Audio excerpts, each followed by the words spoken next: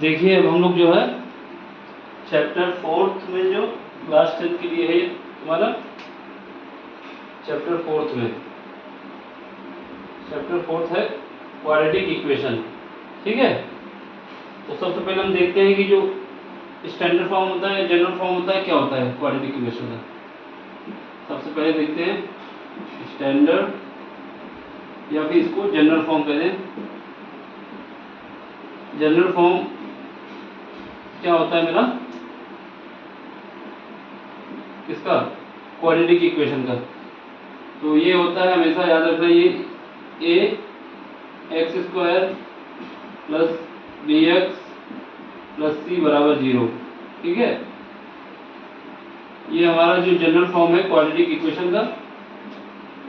इसमें x की power जो है, जो कि a का कोएफिशिएंट है, ये हमेशा 2 होगी। अगर इसकी वैल्यू 2 से कम हो जाएगी या 2 से ज़्यादा हो जाएगी तो ये क्वाड्रेटिक इक्वेशन नहीं रहेगी। तो इसका मतलब क्या हुआ, इसकी वैल्यू हमेशा कितनी होनी चाहिए, 2 होनी चाहिए।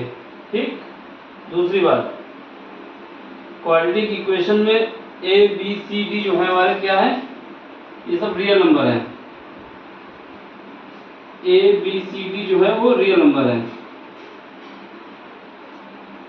तो a b और c ये सब क्या है, रियल नंबर है।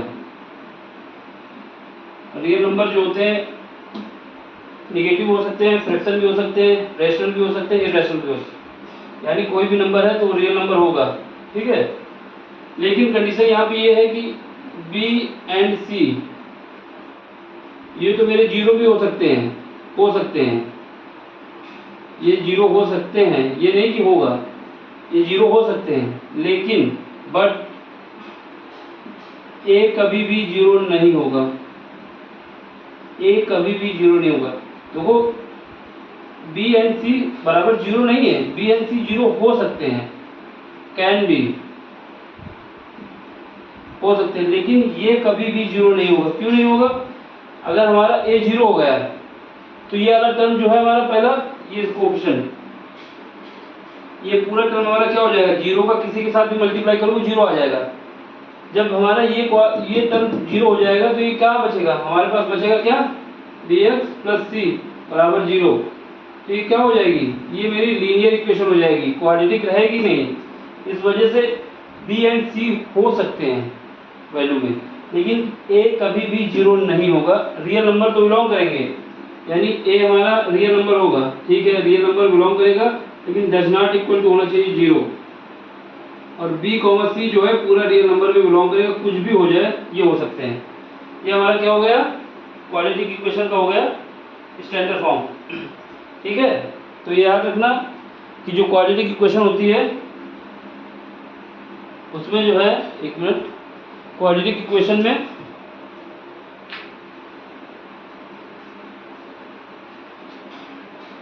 क्वाड्रेटिक इक्वेशन में जो इक्वेशन होगी जनरल फॉर्म की, स्टैंडर्ड फॉर्म होगी ax square plus bx plus c बराबर 0। कंडीशन ये है कि a की वैल्यू 0 नहीं होगी, b एंड c 0 हो सकते हैं, a और b और c रियल नंबर होगा, a भी रियल नंबर होगा, लेकिन ये 0 नहीं होगा। ठीक, ये हमारा हो गया। अब देखो क्या करते हैं, हम देखते हैं इसका, इसमें कुछ इंपॉर्टेंट टर्म्स होते हैं, जैसे रूट्स क्या होता है, जीरोस क्या होता है। ठीक है, ये देखते हैं। देखो रूट्स और जीरोस का मतलब एक ही होता है कि मतलब रूट्स, जैसे हम कोई इक्वेशन ले लेते हैं, ये ले लेते हैं x square plus 3x plus 2 बराबर 0। ये हमारे पास क्या है, क्वाड्रेटिक इक्वेशन है। तो इसमें अगर आपसे पूछेगा जीरोस क्या है, या फिर पूछेगा रूट्स क्या है, तो जो वैल्यू, जो x की वैल्यू पुट करेंगे, x की वैल्यू जो x की वैल्यू इसमें पुट करेंगे इक्वेशन में, अगर ये पूरा सेटिस्फाई करता है, यानी यहाँ पे 0 यहाँ पर भी 0 आ जाता है, तो वो इसकी जीरोज होंगे और रूट्स भी होंगे। जीरोज और रूट्स सेम होते हैं। ठीक है, तो हमारा मतलब क्या हुआ कि जैसे हम इसको देखते हैं, पहले इसमें हम क्या रखें कि ये 0 हो जाए। अगर हम इसमें x की जगह क्या रख दें, -1 रख दें, x बराबर -1 रख देते हैं, तब देखते हैं क्या होता है। x बराबर जब -1 रखेंगे तो -1 का स्क्वायर हो जाएगा प्लस 3, x की जगह -1 रखेंगे प्लस 2 बराबर 0।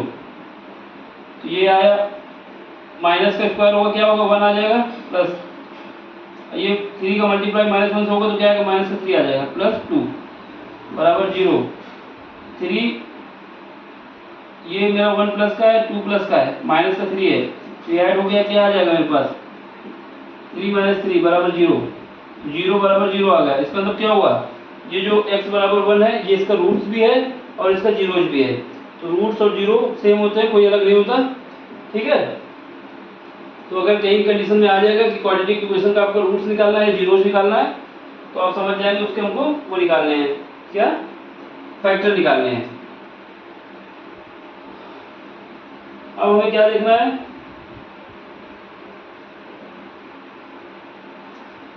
तो अब हमें देखना है कि क्वाड्रेटिक इक्वेशन को सॉल्व करने के मेथड क्या है। पहले हमने देख लिया कि जीरो क्वाड्रेटिक इक्वेशन क्या है, फिर उसके बाद हमने देख लिया कि क्वाड्रेटिक इक्वेशन में जो जीरोज है और रूट्स क्या होते हैं, जीरोज और रूट्स सेम होते हैं, ठीक है।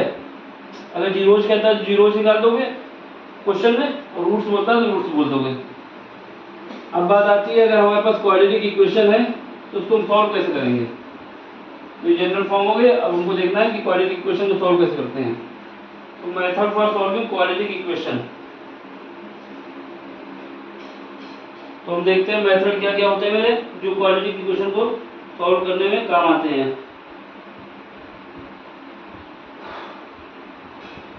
मेथड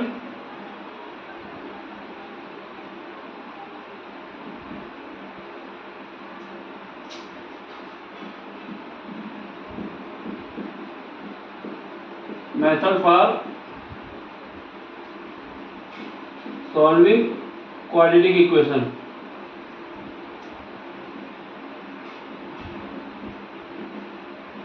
क्या क्या मेथड आते हैं वो देखते हैं, ठीक है। इसके दो मेथड होते हैं, पहला जो मेथड होता है वो मेरा होता है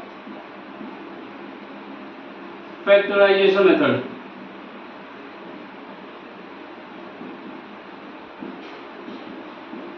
पहला मेथड हो गया मेरा फैक्टराइजेशन मेथड। दूसरा क्या होगा, दूसरा वो जो होगा क्वाड्रेटिक फार्मूला।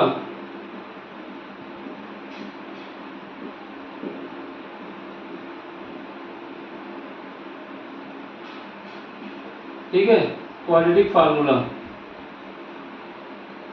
देखो सबसे पहले हम देखते हैं फैक्टराइजेशन मेथड क्या होता है। तो पहले हम सबसे पहले फैक्टराइजेशन मेथड देखते हैं। तो मेथड में सबसे पहले हम डाल देंगे कौन सा, फैक्टराइजेशन।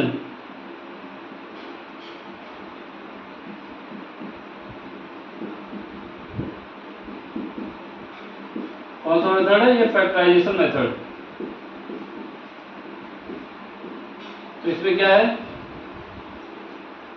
इसमें जैसे हमारे पास स्टैंडर्ड फॉर्म है, कौन सी, general form of quadratic equation लिख लेते हैं, ऑफ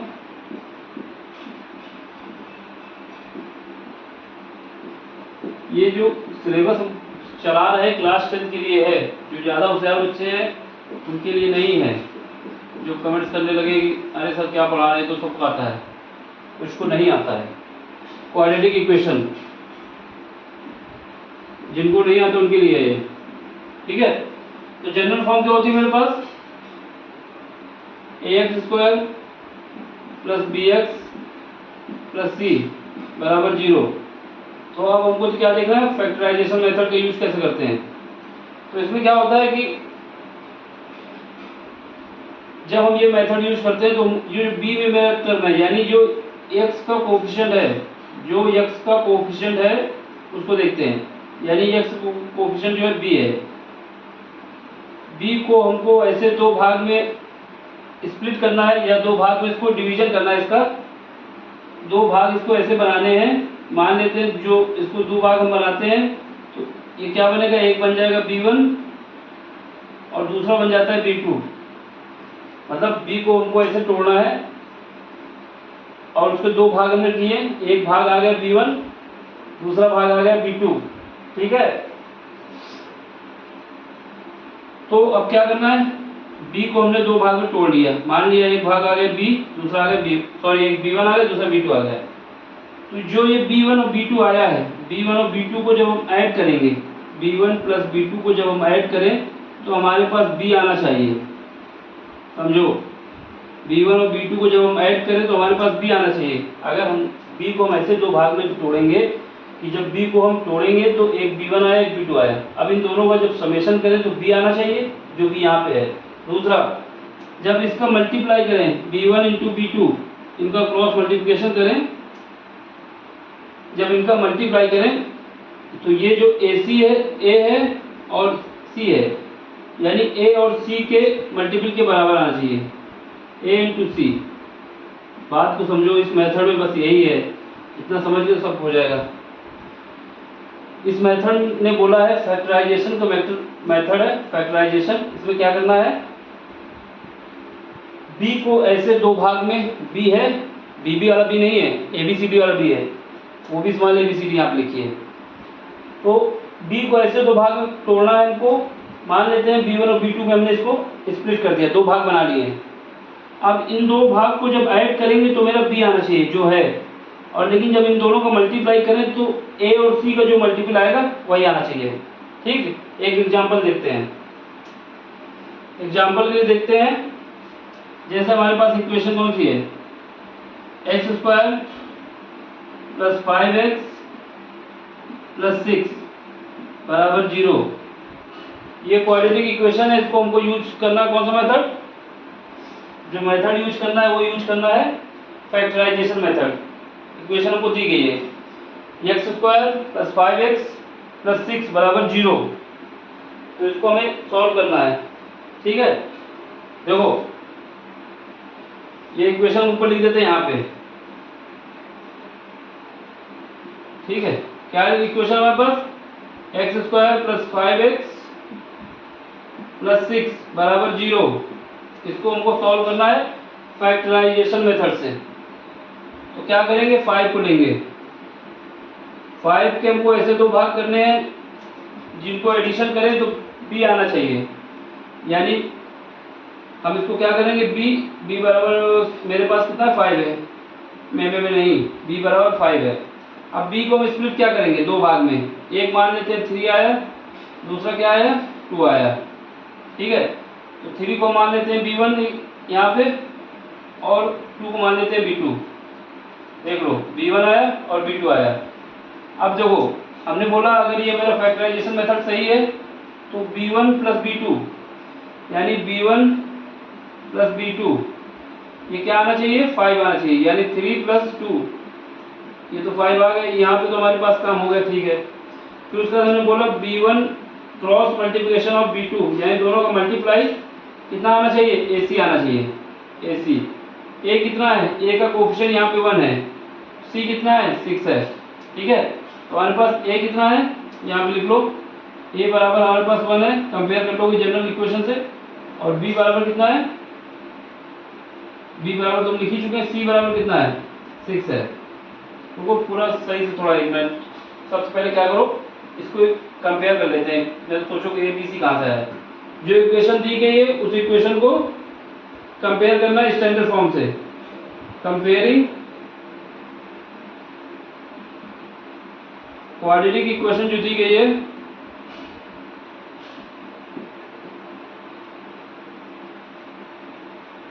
बाय स्टैंडर्ड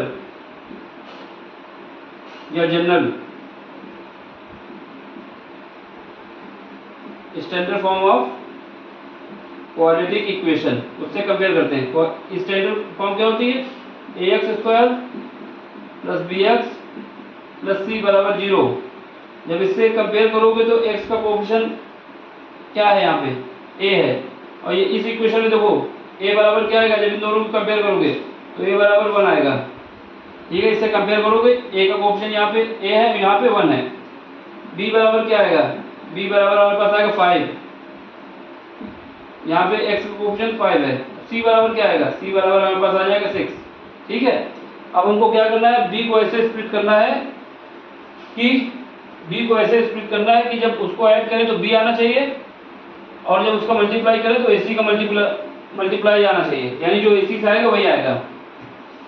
देखो b हमारे पास 5 है, तो b को हमने 5 लिखा, 5 को ऐसे डिवाइड किया, 5 लिख दिया। और 5 को हमको डिवाइड करना है दो भाग में। पहला डिवीजन किया क्या, ये 3 आ गया, दूसरा 2 मान लिया, ठीक है। अब देखो दोनों को ऐड करो, b1 प्लस b2, ये मान लेंगे b1 है और ये b2 है। अब दोनों को ऐड किया तो कितना आया मेरे पास, 3 प्लस 2 बराबर 5 आ गया, यानी एक बात तो सही हो गई। अब हमारे पास b1 मल्टीप्लाई b2 क्या आना चाहिए, ये आना चाहिए AC के बराबर। अब यहाँ पे तो b1 कितना है, 3 है, b2 कितना है, 2 है, a कितना है, a की वैल्यू 1 है, c कितना है, 6 है। तो क्या आ गया, 6 इक्वल टू 6। इसका मतलब ये हमारा जो फैक्टर जो हमने b को स्प्लिट किया है वो सही निकला है, ठीक है। अब हमें क्या करना है, बस इसका यूज करना है। तो अब हम क्या लिख सकते हैं इसको, x² प्लस 5x प्लस 6 बराबर 0।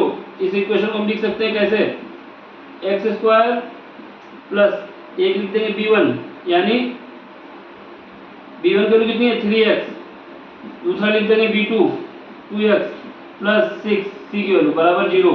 ये फैक्टर हो गया मेरा। अब देखो यहाँ से x कॉमन ले लो इस दो पार्ट से यहाँ से x कॉमन लोगे तो यहाँ क्या बचेगा, x² तो x बचेगा केवल, यहाँ से x चला जाए कितना बचेगा, प्लस का 3, प्लस यहाँ से 2 कॉमन ले लो, इस दोनों पार्ट इससे 2 कॉमन लोगे, इन दोनों पार्ट से कितना बचेगा, x, यहाँ कितना बचेगा 3 बराबर 0। अब इन दोनों पार्ट से x प्लस 3 कॉमन ले लो, तो यहाँ पे क्या आ जाएगा, x प्लस 3 कॉमन आ गया, यहाँ पे क्या बचा, x, यहाँ पे x बचा और यहाँ पे 2 बचा बराबर 0, ठीक है। तो ये मेरा हो गया इसका सोल्यूशन।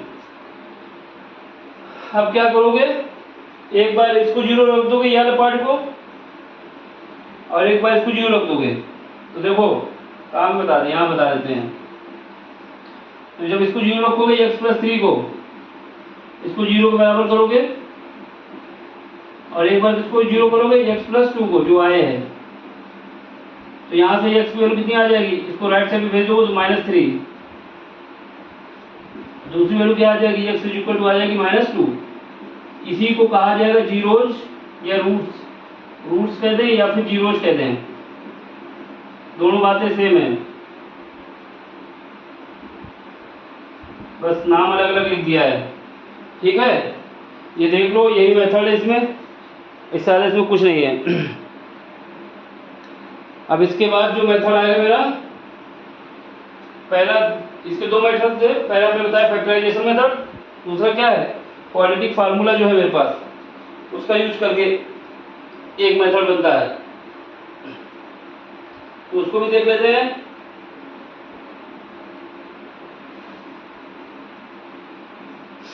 दोनों देखने के बाद जो है, पहले इसको एक बार देख लो,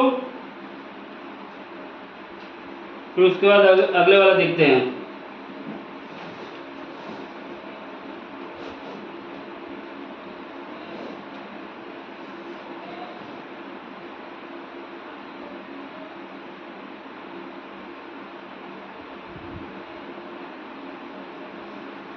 ठीक है, ये हो गया। तो वो समझ में आया है तो चैनल को सब्सक्राइब करिए, नहीं समझ में आया तो कमेंट्स करिए, और अगर सब कुछ समझ में आ रहा है तो देखो, अगर समझ में आ गया तो सब्सक्राइब करना चाहिए, नहीं समझ में आता तो कमेंट्स करिए, जब जिससे हमको पता चल जाए क्या कमी हो रही। दूसरा, ये जो टॉपिक है क्लास 10 के लिए है, 11वीं 12वीं जो सोचेंगे उनके लिए, उनको तो आइडिया होगी क्योंकि हाई स्कूल में पढ़ चुके हैं, फिर भी उनका रिविजन हो जाएगा, ठीक है।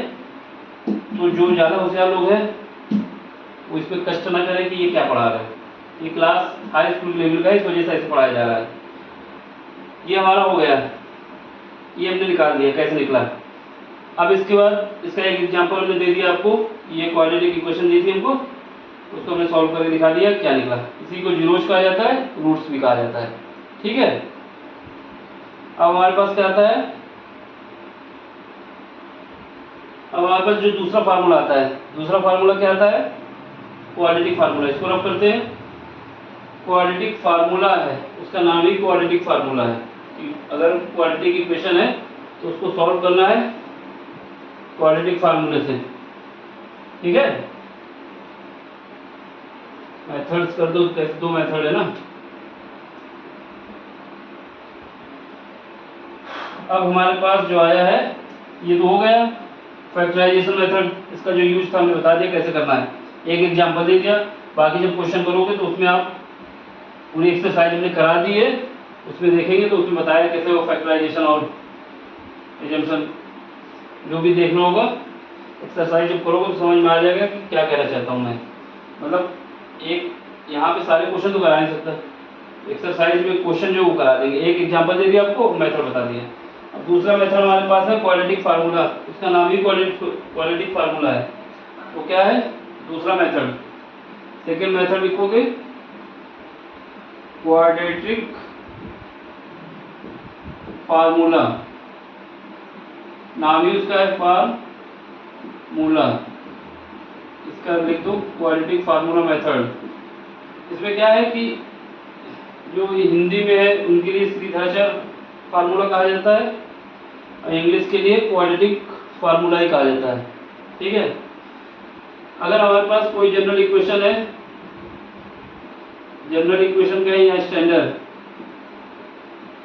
स्टैंडर्ड क्वाड्रेटिक इक्वेशन है, क्वाड्रेटिक इक्वेशन हमारे पास अगर है क्या ax² plus bx plus c बराबर 0, तो अगर हमको इसको सॉल्व करना है तो एक मेथड हमने बता दिया था फैक्टराइजेशन मेथड, उसके अलावा एक दूसरा मेथड है क्वाड्रेटिक फार्मूला मेथड। तो हम क्या करेंगे, ये फार्मूला ये कहता है कि अगर हमको x की वैल्यू निकालनी है, ये याद रखना होगा, x बराबर निकालना है तो क्या करेंगे माइनस बी का मतलब हुआ कि x का कोएफिशिएंट प्लस माइनस दोनों आ गए यहाँ पे, ब्रैकेट में जाएंगे b² माइनस 4ac और डिवाइड करना होगा हमको 2a से।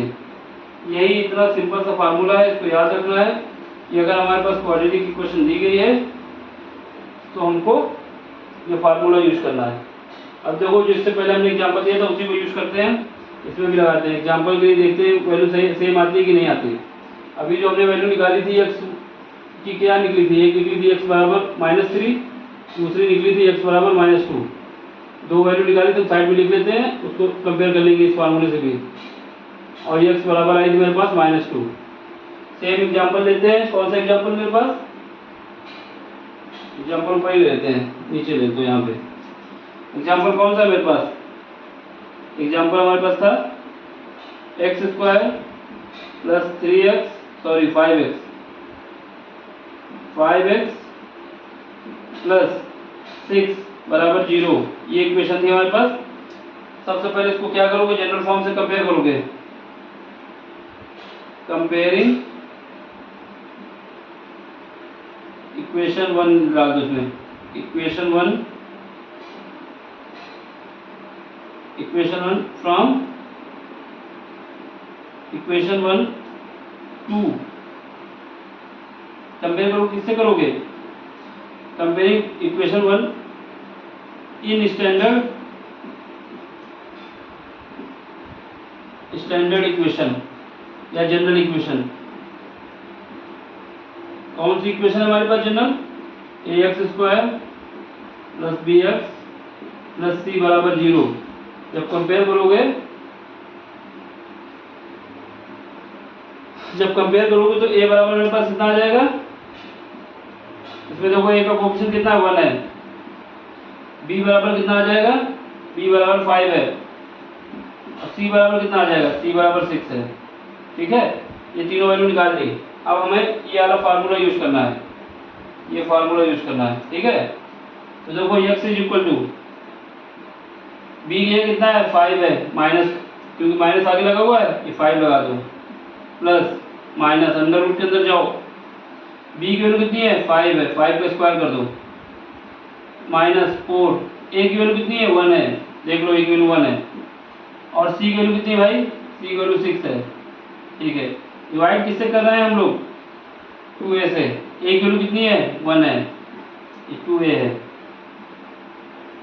ठीक, अब इसको सॉल्व करो। अब इसको सॉल्व करोगे तो क्या आएगा, देखो इसको सॉल्व करेंगे तो -5 तो यही पर आएगा, ठीक है, प्लस माइनस अंडर रूट 5 का स्क्वायर कितना हो जाएगा 25, 25 माइनस 4 इंटू 1 4 होगा, 6 से मल्टीप्लाई होगा 24 हो जाएगा, डिवाइड बाई 2a, a की वैल्यू 1 है, ठीक है।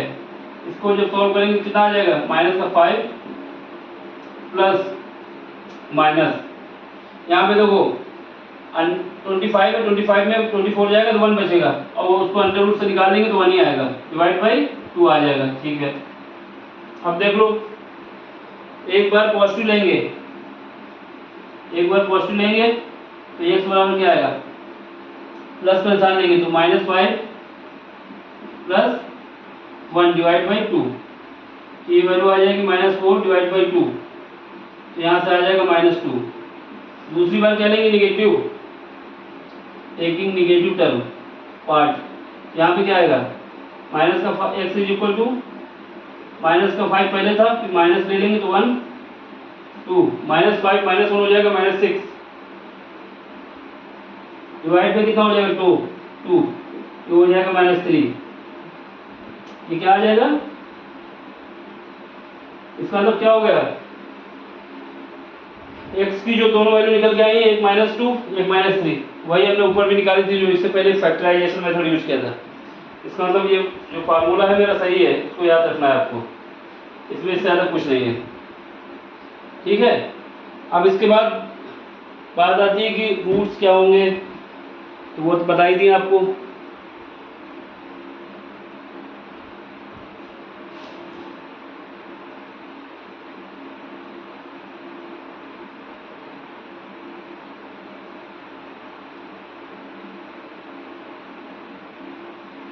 अब आगे देखो, इसको एक बार देख लो, फिर उसके बाद इसको रफ करें, ठीक है। तो ये फार्मूला मेरा सही है, गलत नहीं है।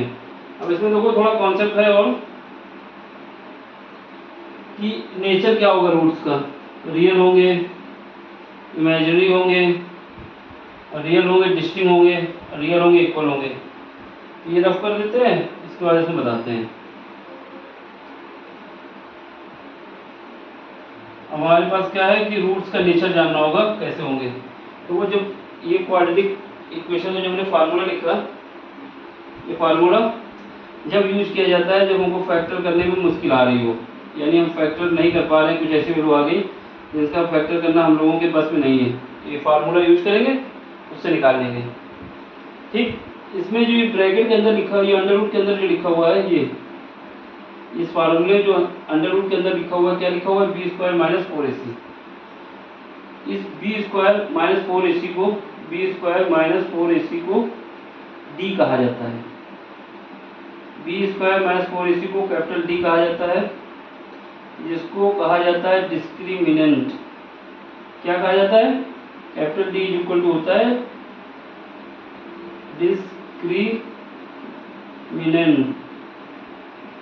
डिस्क्रिमिनेंट, ये होता है डिस्क्रिमिनेंट, ठीक। जो रूट्स आते हैं रियल होंगे या इमेजिनरी होंगे, ये पूरा इसी पे डिपेंड करता है। क्यों, क्योंकि अंडर रूट के अंदर अगर वैल्यू निगेटिव हो गई, अंडर रूट के अंदर कोई वैल्यू निगेटिव हो गई, जैसे अंडर रूट के अंदर -1 आ गया, तो जो रूट्स आएगा वो इमेजिनरी आएगा। अंडर रूट के अंदर मेरे पास 1 आ गया, तो जो रूट्स आएगा वो रियल आएगा, ठीक है। सारी जो रूट्स की नेचर होता है कैसा होगा, इमेजिनरी होगा, रियल होगा, तो ये सब डिपेंड करता है मेरा डिस्क्रिमिनेंट में। तो इसको अलग से लिख दिया जाता है b² - 4ac = d। अब सुनो, इसकी 3 कंडीशन होती हैं। 3 कंडीशन का मतलब पहली कंडीशन ये होती है कि अगर हमने d की वैल्यू निकाली, यहाँ पे d लिख सकते हो ना, तो फार्मूला हमारा क्या बन जाएगा, x = बन जाएगा -b ± अंडर रूट d लिख दो, b² - 4ac की जगह हमने d लिख दिया, तो फार्मूला का रूप ये मेरा होगा चेंज 2a। अब यहाँ पे 3 कंडीशन अप्लाई होती है। पहला ये हो सकता है कि d की वैल्यू जो है, d की वैल्यू हमारे पास 0 से बड़ी हो जाए। d की वैल्यू 0 से बड़ी होने का मतलब है कि ये 1 2 3 4 5 कुछ भी हो सकती है, ना तो जीरो हो सकती है ना निगेटिव हो सकती है, ठीक है। डी की वैल्यू जीरो से बड़ी होने का मतलब है डी की कोई भी वैल्यू होगी, ये जो निशान है ये बताता है ग्रेटर देन, ठीक है। जिसकी तरफ मुंह होता है वही ग्रेटर होता है। अगर ये हो जाता, डी ऐसे हो जाता, ये जीरो बड़ा हो जाता डी से, जिसकी तरफ मुंह है वही बड़ा है यहाँ पे। तो इसमें क्या है आपको, डी की वैल्यू जीरो से बड़ी अगर ग्रेटर देन जीरो, तो जो रूट्स आएंगे देखो, अब यहाँ से उठाओ, यहाँ पे कोई भी रखोगे 1 आएगा, 2 आएगा, 3 आएगा, 4 आएगा, 5 आएगा, 6 आएगा, क्योंकि डी की वैल्यू जीरो से बड़ी है।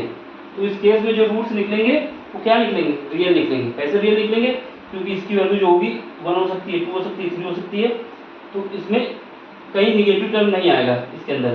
तो इसके जो रूट्स आएंगे क्या आएंगे, रूट्स रियल होंगे, रियल्स। जो भी जो दो रूट्स निकल के आएंगे वो रियल्स आएंगे। क्यों आए पता है, जैसे हम डी बराबर 5 रख दें, डी बराबर 5 रखोगे या डी बराबर 4 रख देते हैं, पहले डी बराबर 4 रख देते हैं। अब इसमें डी बराबर 4 रखोगे क्या आएगा, जो बी और 2a की वैल्यू पता होगी तो हम निकाल लेंगे, ठीक। यहाँ पे निगेटिव पार्ट नहीं आ पाएगा। दूसरी कंडीशन ये होती है कि डी की वैल्यू निगेटिव हो जाए, यानी जीरो से कम हो जाए, डी की वैल्यू जीरो से कम हो जाए, ठीक।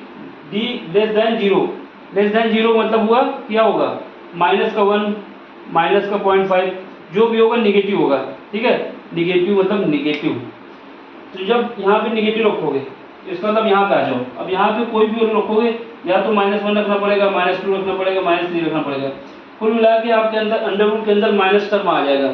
जब माइनस टर्म आता है तो जो रूट्स बन जाते हैं कैसे बन जाते हैं, अनडिफाइन होते हैं और इमेजिनरी रूट होते हैं। मतलब डिफाइन तो हो जाएंगे लेकिन रियल नहीं होंगे, इमेजिनरी हो जाएंगे, रूट्स हो जाएंगे, रूट्स आर इमेजिनरी।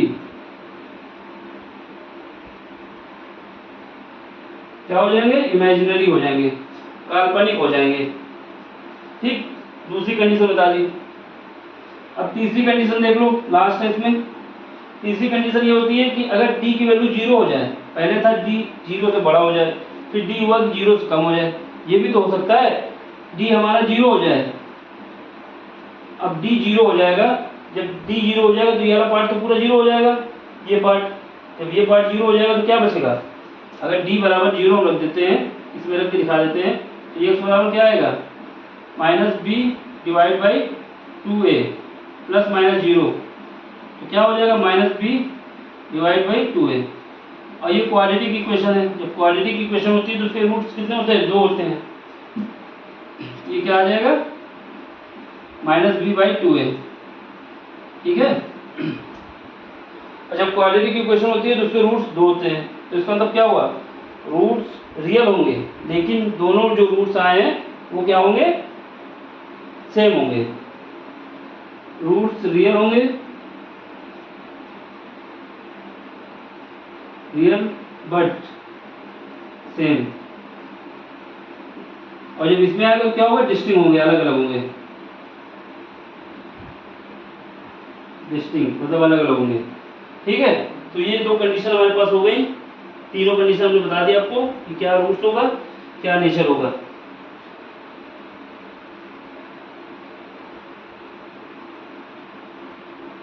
ठीक है। अब इसके बाद जो अगला चैप्टर आएगा, आपका सिलेबस में इतना ही दिया है, बाकी अगर जैसे हमको क्या है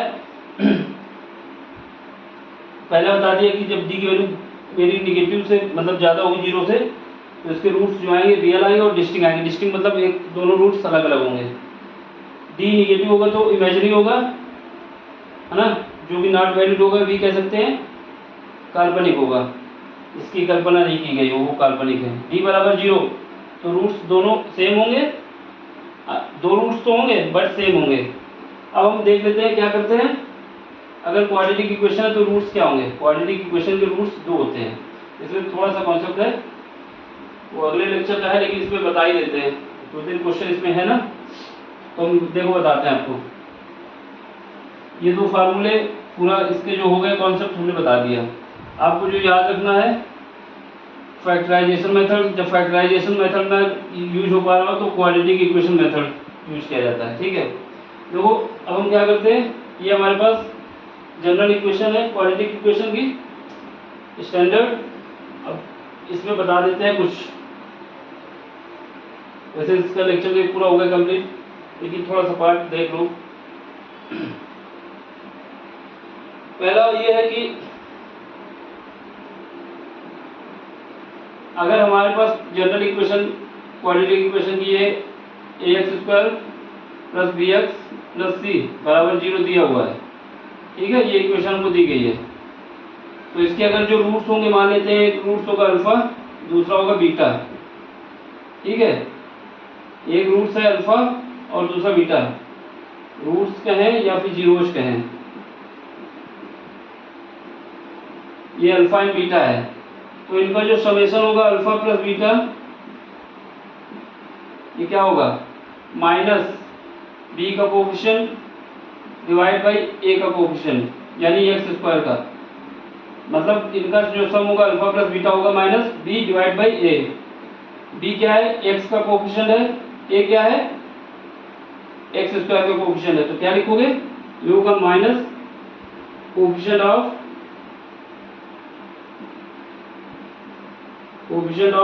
x divide by coefficient of x²।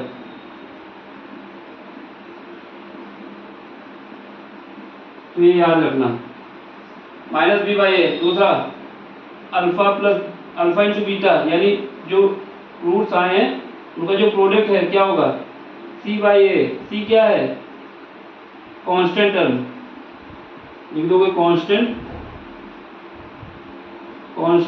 Term divide by coefficient of x²।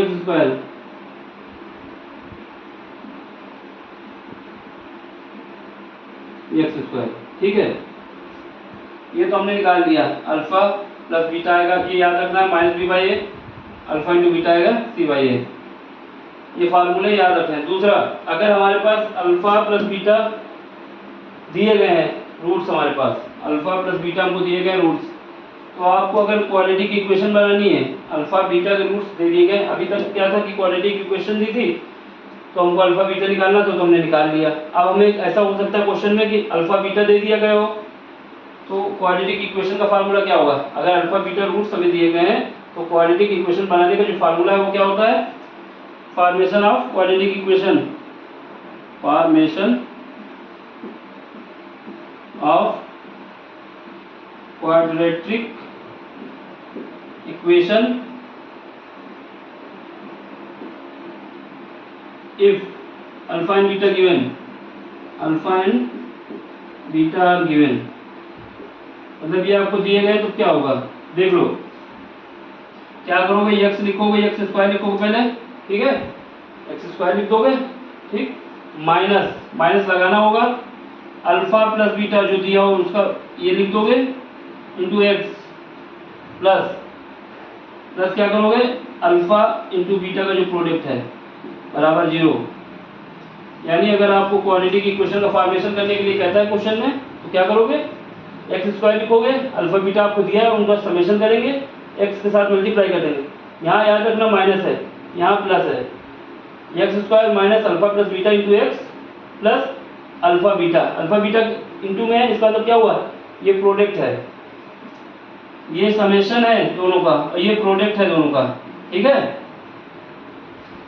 अब इससे ज़्यादा तो कुछ इसमें है नहीं, पूरी एक्सरसाइज कंप्लीट हो जाएगी आपकी। हमने सारे क्वेश्चन करा दिए हैं, आपको जाकर देखना है। अब आपको ये करना है, अगर पसंद क्या, अगर समझ में आया है तो आप सब्सक्राइब करिए, समझ में नहीं आया तो कमेंट्स करिए, सब्सक्राइब मत करिए। और दूसरा, समझ में आ गया है तो सब्सक्राइब भी करना है, लाइक भी करना है, और जो घंटा लगा है यानी घंटी उसको दबाना भी है, इससे हम जो डालेंगे तो आपके पास इन्फॉर्मेशन पहुँचती रहेगी। अब इससे ज़्यादा इसमें कुछ है नहीं। अब इसकी एक्सरसाइज हमने पूरी कंप्लीट करा दी, आप देख लेना। ये बचा हुआ था कि इसको समझा दी बोर्ड पे भी कि क्या क्या है, ठीक। तो इसके बाद अगले चैप्टर का देख लेंगे। ये भी हाई स्कूल का चल रहा है मेरा, एक्सरसाइज 11 की भी चल रही है। एक्सरसाइज तो सारे 11th और 10th की भी है, लेकिन जो कॉन्सेप्ट वाला बोर्ड का अभी चालू किया हमने, केवल x मतलब 10, लास्ट टेन को एक्स भी लिखा जाता है ना, कैपिटल एक्स ऐसे लिखा जाता है रोमन में। तो ये एक्स को ही चल रहा है अभी, क्लास 10 के लिए चल रहा है। तो पूरा हो गया, फिनिश। Thank you, bye. अब आपको क्या करना है, सपोर्ट करना है मेरा। टाटा।